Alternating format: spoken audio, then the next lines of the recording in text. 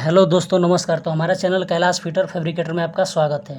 तो आज हम जानेंगे, देखिए, आइसोमेट्रिक ड्राइंग सिंबल, यानी आइसोमेट्रिक ड्राइंग में सिंबल क्या होता है और कैसे हम देख कर पहचान जाएंगे कि इसमें क्या लगा हुआ है।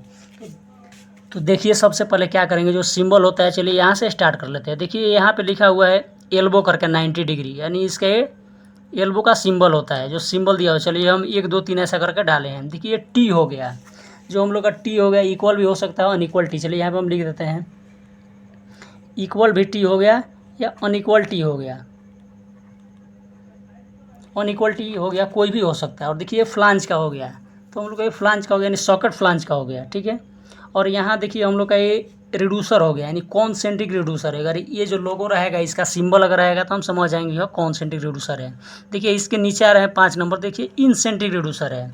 देखिए इसका जो नीचे का एक है प्लेन बराबर रहता है और ऊपर से 3 साइड से ऐसा दबा हुआ रहता है। और ये जो कॉन्सेंट्रिक रहता है, ये चारों साइड से सेम रहता है, एक ही बराबर रहता है।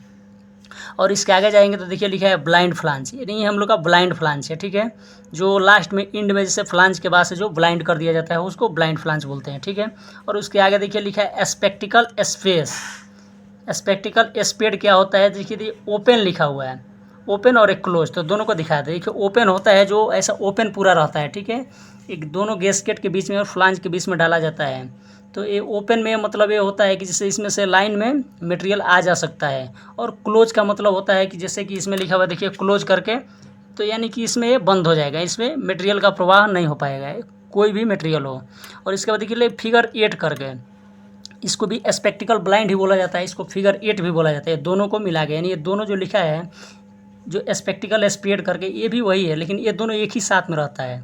इसमें ओपन, जैसे ये ओपन और एक क्लोज एक ही साथ में रहता है, बीच में बोल्ट रहता है, उसमें फ्लांज में बोल्टिंग करके और दोनों साइड में घुमा दिया जाता है।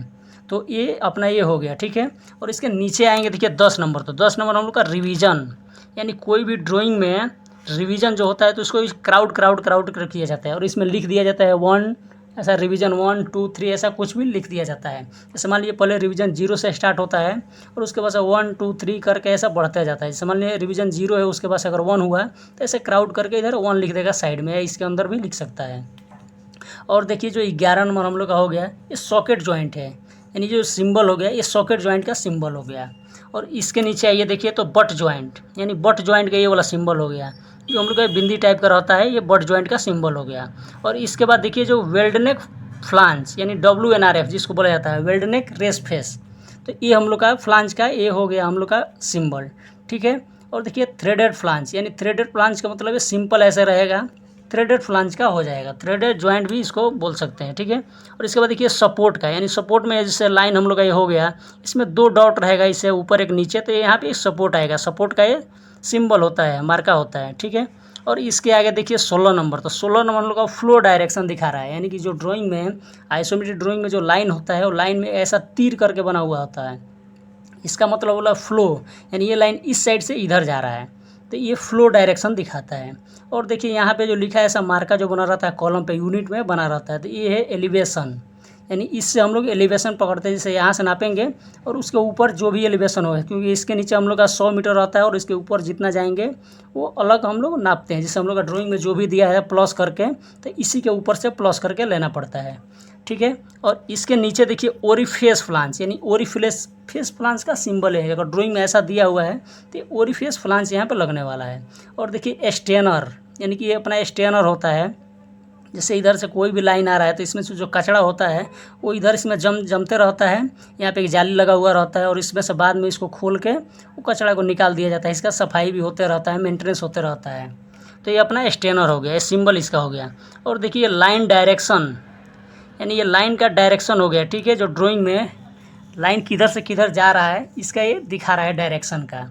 और इसके नीचे देखिए लाइन ब्रेक, यानी कि एक लाइन आ रहा है पहले से और उसके ऊपर क्रॉस कर रहा है दूसरा लाइन, यानी प्लस बन रहा है या कैसे भी, तो उसके लिए इसको दिखाया जाता है। जैसे कि मान लीजिए ये अपना दे दिया है, तो इसके बीच में मान लीजिए यहाँ से पहले से एक लाइन निकल चुका है, ठीक है, तो इसको दिखाने के लिए ऐसा ये लाइन ब्रेक किया जाता है, क्योंकि ये लाइन जो हो रहा है पहले से एक लाइन इधर से आया हुआ है और ये लाइन इसके ऊपर से जा रहा है, ऊपर से नहीं जा रहा है, जैसे ड्राइंग में दिखाना पड़ता है क्योंकि 30 डिग्री होता है इसके लिए, तो इसके लिए ऐसा वाला लाइन ब्रेक किया जाता है।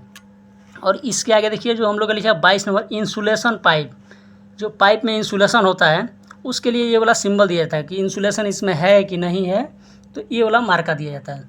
तो आई होप आप लोग ये समझ गए, और इसमें से कुछ बाकी भी है, कुछ छूट भी गया है, उसको भी हम दिखा देंगे फिर से दूसरे वीडियो में।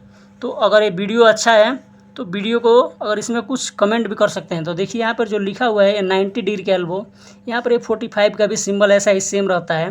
और इसमें अगर कुछ सिंबल छूट भी गया उसका सिंबल एक अगला वीडियो में फिर से बना के हम डाल देंगे, क्योंकि जो हम लोग का ये पेज था ये पूरा वो क्लोज हो गया था, इसके लिए हम छोड़ दिए।